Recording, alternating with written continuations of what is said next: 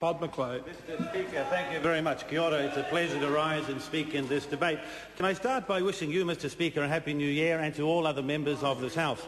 I know that from time to time we can be controversial and confrontational in this Parliament, but I hope all members have been able to spend a bit of time with their families. Member opposite asked if I was meeting a New Year's resolution to be nice to him.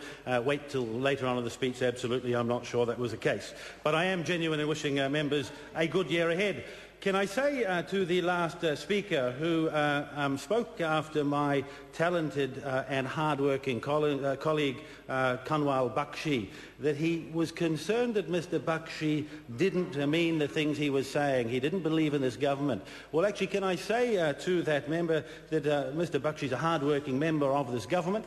Mr Bakshi is out about all over the country talking to everyday New Zealanders about the challenges they face and what the government is doing to make their lives better, and that he is genuine in his support for the things that we are doing. Now, I want to show the same discourtesy to the previous speaker, Mr Sua, and say that he didn't believe what he was saying. Sadly, Mr Speaker, he did believe everything that he said. He does believe everything that the Labour Party asks him or tells him to say, and that's something for the country to consider. Mr Speaker, the parties in this Parliament have started this year and this week exactly where they left off last year. A Prime Minister who delivered a great debate and speech here in this Parliament only 2 days ago. A Prime Minister who was positive, with drive and determination, with aspiration. He's certainly aspirational. A job to do, and a Prime Minister who's focused on getting that job done for New Zealanders, building a stronger future for all of New Zealand and a sustainable future. Mr Speaker, on this side of the House, we're a team that's united. We're focused on the challenge. We're not shy of it. We're in touch with everyday mums and dads. And by the way, we have more seats in this country that are held as directly elected MPs. Therefore, we're in a much better place to know what's going on the ground. Now, let's converse that, Mr Speaker, with what we've seen from Labour. And it was all a bit depressing, really. And they did start 2011 as they ended up last year. A leader who was looking unsure, who was lacking in confidence, who was more worried, Mr Speaker, about the colour of his hair than the damage that some of his untested promises that he's been making all over New Zealand since the beginning of this year will do to our economy and to New Zealanders. Reckless policies I want to talk about a little bit more in a moment.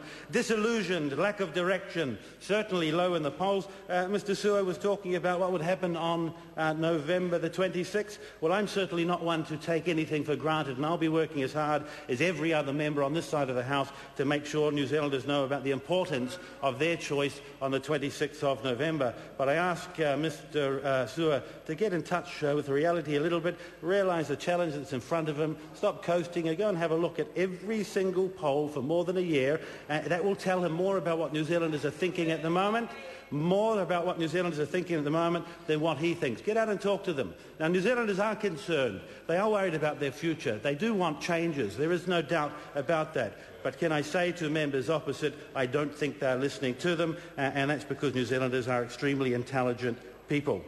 So there, Mr Speaker, what have we heard from the opposition and their leader, Phil Goff, in election year? Well, the election plank this year is about spend, spend, spend, and tax, tax, tax. That's it. We actually had a lot of that already over 9 years before we came into government, but there it is, Mr Speaker, spend, spend, spend, tax, tax, tax. Nothing's changed. A year ago, I picked up newspapers and there was Phil Goff riding around a motorbike, apologising to New Zealanders, saying, we've learnt and we want to re-engage with you. What happens this year? The same old stuff that happened over 9 years. Now, where's this spending going to happen in our economy?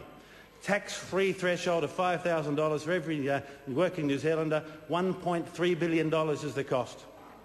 GST off fruit and vegetables, $250 million, Mr Speaker. Not taking dividends from state-owned power companies, something they didn't consider or think about over 9 years of government. but now with desperation and opposition, not going to take any dividends from state-owned power companies, $700 million. Restoring funding for early childhood education, Mr Goff said, $400 million.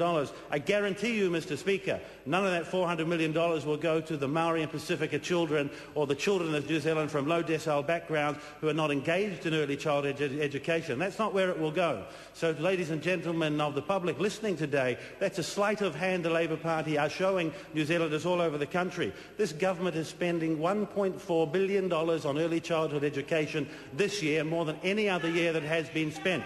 So where will the extra $400 million Mr Goff has said that he will spend? Where will that go, Mr Speaker? It won't be going to the people whose children are not in early childhood education. It won't be going there at all. Restoring R&D tax credits, $330 million. Increasing paid parental leave to 18 weeks, $50 million. And restoring full contributions at a time when the country can least afford it to the New Zealand Super Fund, $2 billion. Mr Speaker, I ask you, all of those figures, what does that add up to?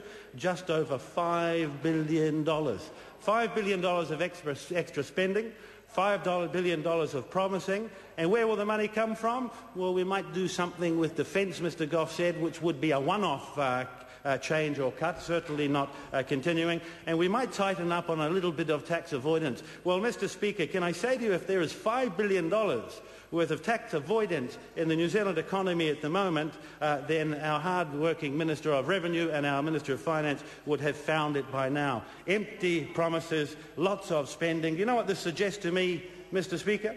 This suggests to me that it's nothing more than a desperate wish list to buy votes. The opposition, the Labour Party, we've seen it before election after election, will say anything, will promise anything, will commit to spending anything so that Mr Goff can become the Prime Minister of New Zealand and so that members opposite can get better jobs. They're more interested in themselves, they're not interested in this country. So that's it, Mr Speaker. No thought at all about financial security for New Zealanders, no thought at all about what the extra borrowing will do to interest rates in this country, no thought at all about what will happen to our credit rating. Just spend, spend, spend, tax, tax, tax.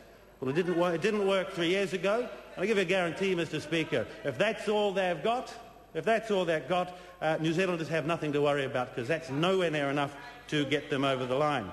Now, conversely, Mr Speaker, what has the national government got in store for New Zealanders? A clear plan is needed, and we're paying more attention to what New Zealanders need. Building a brighter future for New Zealanders, keeping New Zealanders here in this country, giving them a reason to stay here. Oh, what did I hear from Mrs Chadwick opposite? Mr Speaker, I won't do it I won't do it for her because I don't want to give her any more publicity than she really finds it very difficult to get herself. But in the newspaper in Rotorua this week, an article that said 45,000 New Zealanders leaving New Zealand every week.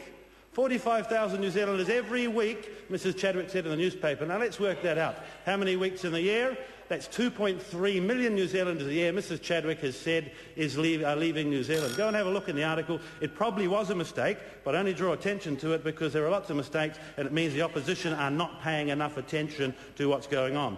Mr Speaker, the government is going to focus this year on achieving two main goals: continuing to build the foundations for a stronger economy so that we have better jobs, more sustainable jobs that will be good for New Zealanders, hard-working New Zealanders that want to work out in our economy, and to get better results from our public service.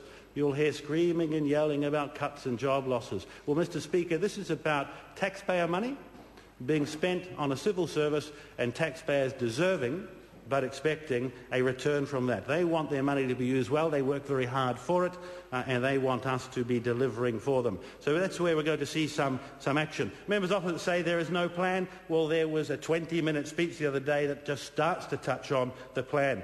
Building a world-class infrastructure to help businesses compete in this country. Skills and knowledge for a future-proof jobs in this country. Helping exporters to sell more of their goods to the world at a better price, giving businesses confidence, Mr Speaker, and certainty so that they will invest, building upon savings and investment, Mr Speaker, putting in place some rules so that New Zealanders will find it easier to save, easier to invest, there will be more security, and that they will get more for that. Mr. Speaker, there's a lot of other things I could talk about in the 10 minutes that I've got. Infrastructure, roading, broadband being delivered on, all about a better future, a stronger economy, a better country to live in. Science and technology, delivering more in these important sectors so we can be innovative, so that New Zealanders will have better jobs. So it's not enough for this party opposite, Mr. Speaker, to say it's okay for you to have a lack of education or lower education, not to have been given the chances you should have, and therefore we're happy for you to have a low-paying job. We want more for New Zealanders.